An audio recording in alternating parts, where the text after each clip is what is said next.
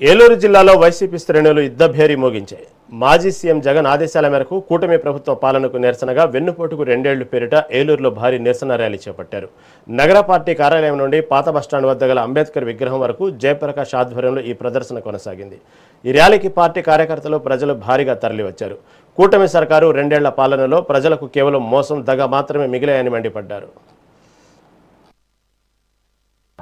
మంచి చేయాలంటే జగన్మోహన్ రెడ్డి గారు లాంటి నాయకుడు గద్దెపై ఉండాలి, కానీ ఈ మోసాలు చేసే చంద్రబాబు నాయుడు లాంటి వారు గద్దెపై ఉంటే ప్రజలకు మంచి జరగదని 2 సంవత్సరాల్లో నిరూపితమైంది.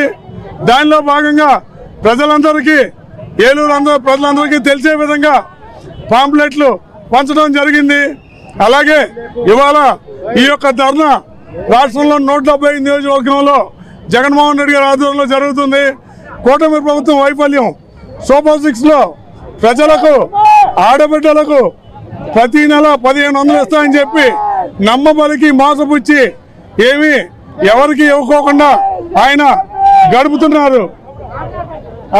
ఆయన గడుపుతున్న విధానం, అలాగే పేద విద్యార్థులకు ఇంకేమన్నా మీ ఇంట్లో ఎంతమంది పిల్లలు ఉంటే అంతమందికి కూడా 15,000 ఇస్తామని ఆయన మేనిఫెస్టోలో చెప్తాం. మన ఉమ్మడి జిల్లా మంత్రి గారు నిమ్మల రామానాయుడు గారు పిల్లల దగ్గరికి అది హేళనగా నీకు 15,000 నీకు 15,000 అని దాన్ని చెప్పి ఇవాళ దాన్ని తీసుకెళ్లి అడకెక్కించిన విధానం, అలాగే రైతు భరోసా రైతులందరికీ కూడా 20,000 చొప్పున ఇస్తాను ఎక్కడ రైతులకు భరోసా ఇవ్వకపోవడం,